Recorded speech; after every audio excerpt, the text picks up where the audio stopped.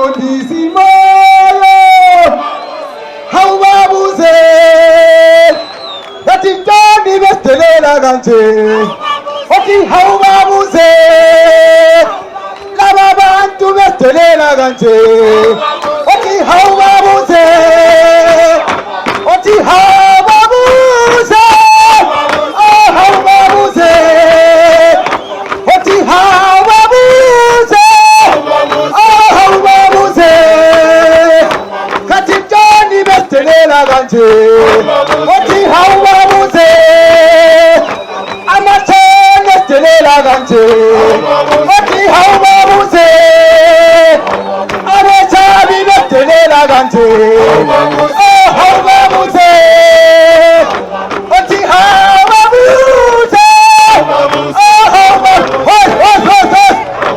othi hawubabuze hawubabuze kathi ntoni besidelela kanje hawubabuze othi ntoni besidelela kanje hawubabuze abachabi besidelela kanje othi hawubabuze amathenge besidelela kanje hawubabuze othi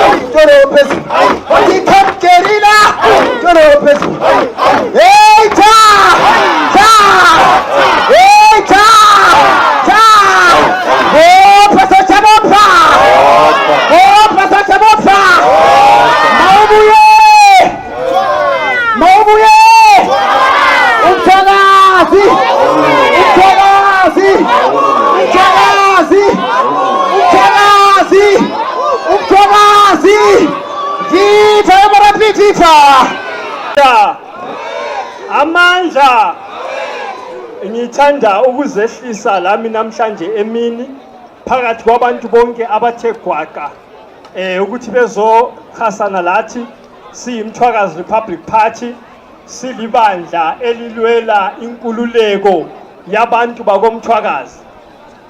Ngingumuntu lwana engithi nxa ngikhuluma izikhathi eziningi ngithi angichayi inja ngifihla umphini, ngichaya inja ngitshengisa umphini okwenzela ukuthi kusasa ingaphindi futhi.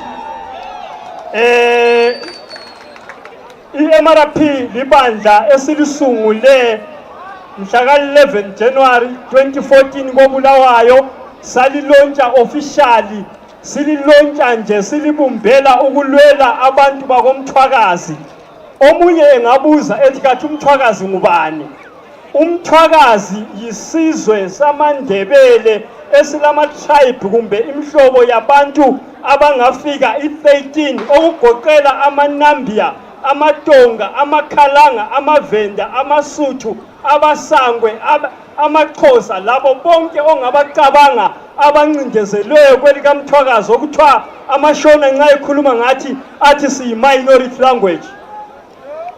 Yithi-ke labo esingumthwakazi esithi thina sifisa ukuvuselela imngcele yethu, imngcele eyasayinelwa yinkosi uLobhengula.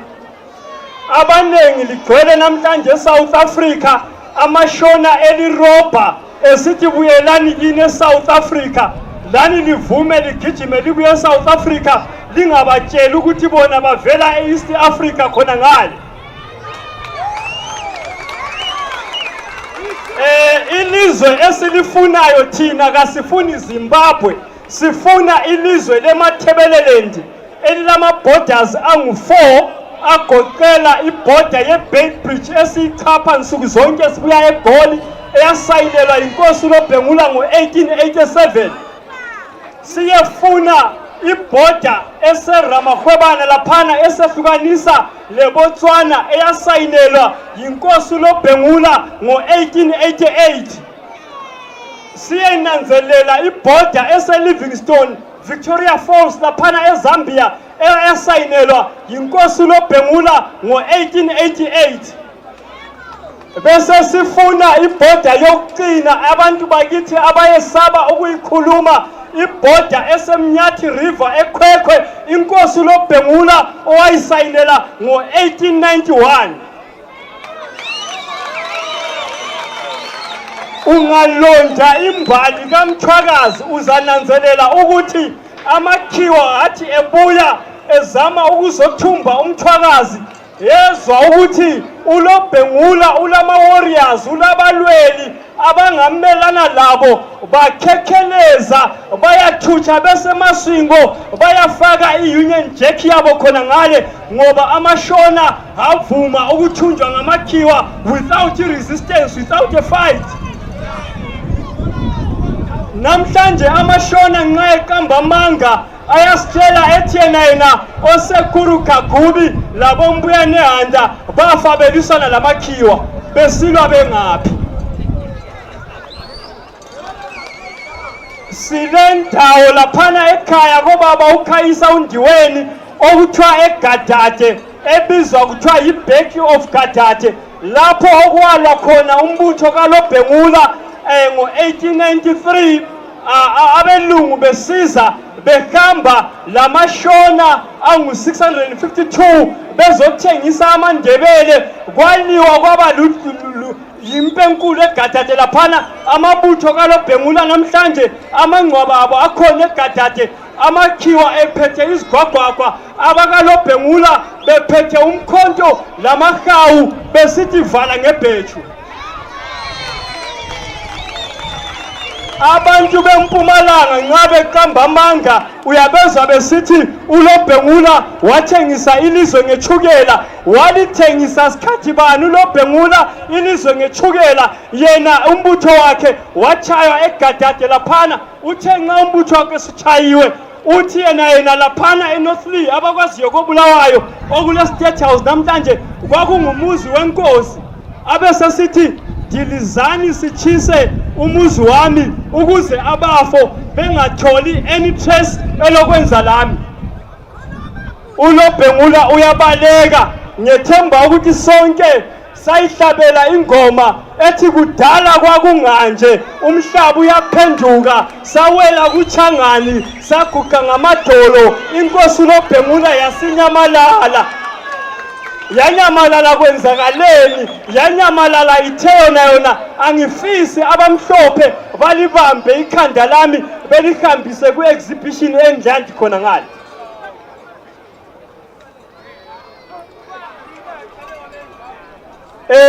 Abantu abanengi alizihluphi ngokudingisisa imbali yakithi. Sililizwe khona phana eZimbabwe ngangakufanga ngana le ndlela. Ngithi yithi kuphela ilizwe eZimbabwe elilama Reserve Bank angu-2. I-Reserve Bank yakoBulawayo le-Reserve Bank yaseHarare. Awusoze uthole elinye ilizwe umhlaba wonke ungaka, ngitsho eChina okulabantu abangaba yi-1.2 billion, awusoze uthola ama-Reserve Bank angu-2. Yithi kuphela eZimbabwe esilama State House angu-2, eState House eNorthleigh okungumuzi wenkosi uLobhengula, le State House eHarare sonesiyana elebesibangwa ngumgabe lomnankagwa.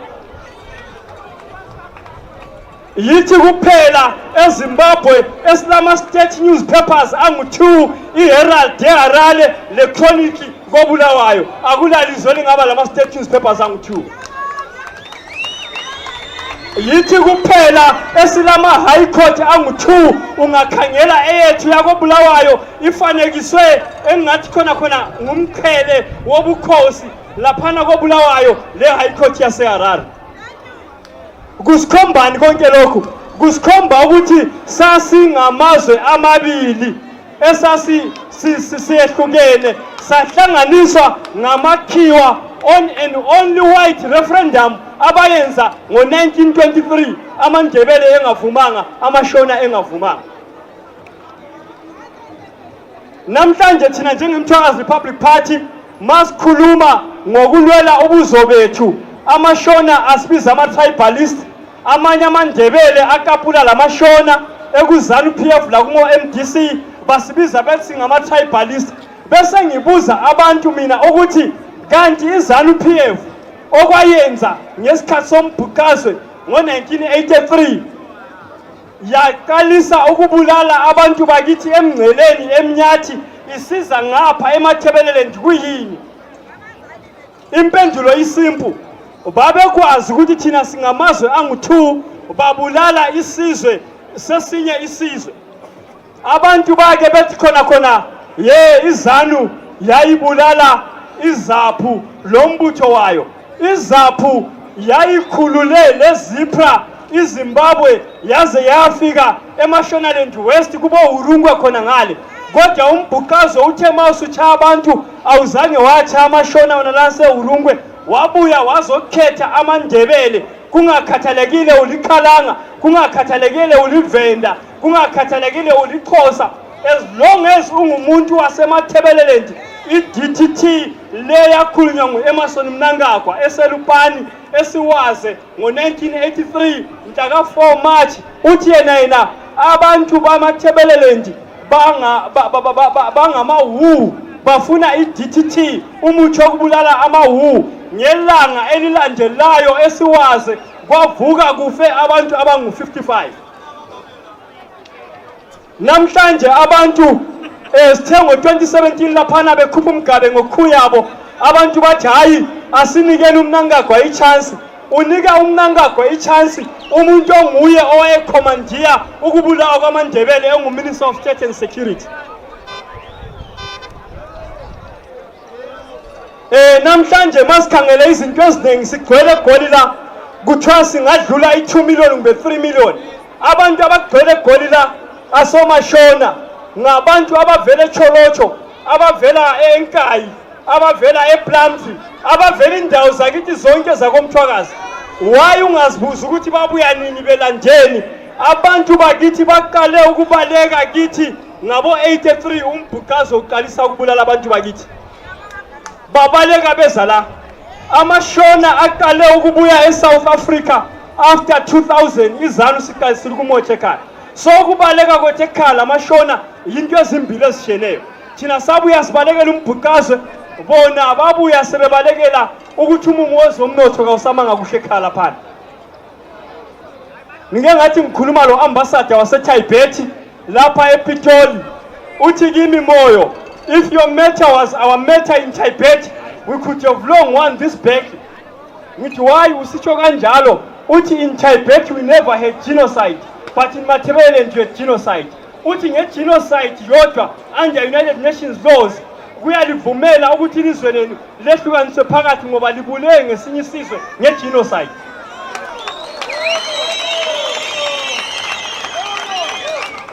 Abanye abantu ngasikhuluma ngokuthi hayi ilizwe lena siyaliquma loba kanjani, amashona efuna loba engafuni siyaliquma, bathi siyaphupha.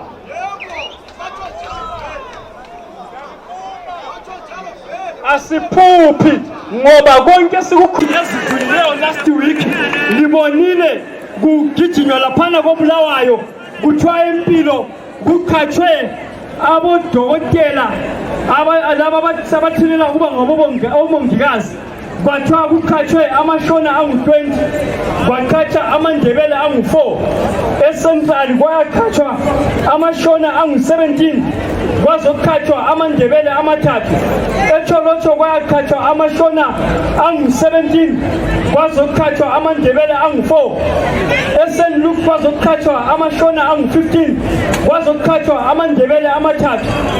Izibhedlela zonke zakithi banikana bona bekhathana bodwa ngoba bebekhathana khona le Harare koBambazoni. Abantu bakithi uzwe bencedisa abantu beMpumalanga uzwe thina vele amandebele anti asifundanga.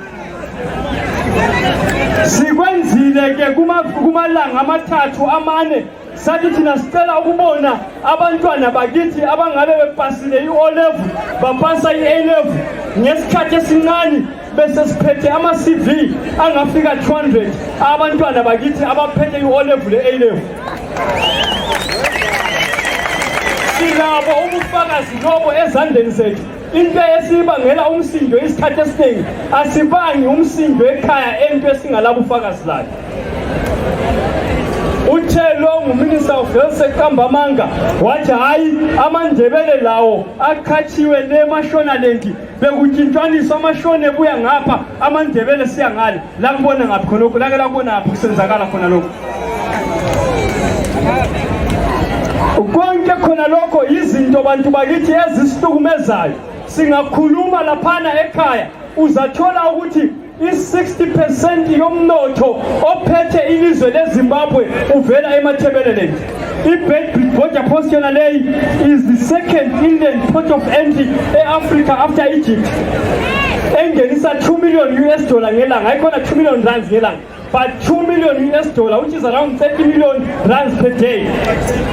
Hamba uyabona ukuthi eBeitbridge kusebenza obani. Ngisho lo muntu othengela phansi uthengela umuntu okhuluma isishona.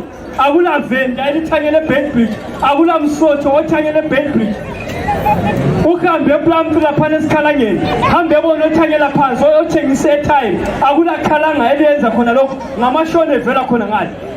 Linjalo ukuthi airtime lokuthanyela kuyadinga i-O level lakho.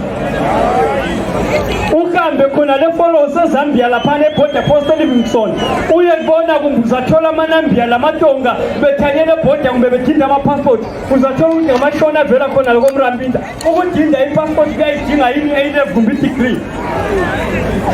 Konke khona lokhu bantu bakithi izinto esizivumelayo sibalekela i-responsibility yokuzilwela thina silwela ubuzwe bethu. Ngike ngathi last time ngilapha kumbe 2 months back ngesikhathi se-xenophobia ngezwa abantu bakithi lichinga kakhulu lisithi hayi ama-South Africa engasenziso. Ngithi hayi bantu bakithi nxa lingeke lavuma ukuthi siyelwela indawo yakithi laphana ekhaya sithathe ubuzo bethu kuthi ukuthi lamashona a-right phela nxa izothatha isizwe sethu laphana sikanyeni. Yindaba ngisitsho lokho ngikutshola ukuthi ukhulumile okhulume phambi kwami lapha ngabona ngibaba uNdebele uthe iSouth Africa isigcinile okwesikhathi eside bantu bakithi labo i-economy yabo singaya iphela, but thina eMathebeleni laphana komthwakazi sinothe kakhulu. Silento yonke, sile coal, sile zindlovu, sile amagolide, sile diamond. Elupani la madoda ahlabela lapha esitha vele elupani. Elupani kini laphana kusanda ukudiscover i-methane gas engalasta ilizwe leliyana for 400 years. But hambe bona ukuthi i-methane gas liyana ngoba nasebegebha laphana bavuna i-methane gas liyana ngamashona bayinika ikampani okuthiwa yiSakunda akula Ndebele elizongena laphana liyegebha igasi yona liyana. Thina-ke njenge-MRP abantu abaningi balokusibuza ekhaya bathi khona lina njenge-MRP liyasinikani? iZanu phela iyasinika ibhali, iZanu iyasinika amagokokomumbu. Bese ngibabuza ngithi mina lizama ukungitshela ukuthi ivoti yenu iwethi i5 liters yebhali.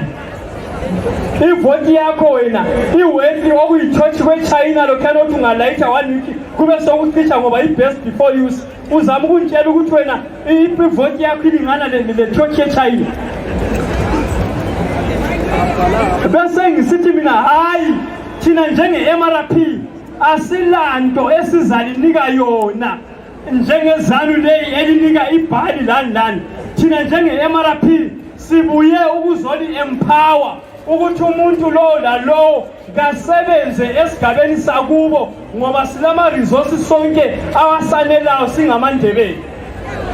Omunye umuntu uthi nxa ekhuluma uthi yena ungamniki umuntu inhlanzi suku zonke kodwa umnike ihuka usuke lapho uhambelaye ayegebha amawemusi.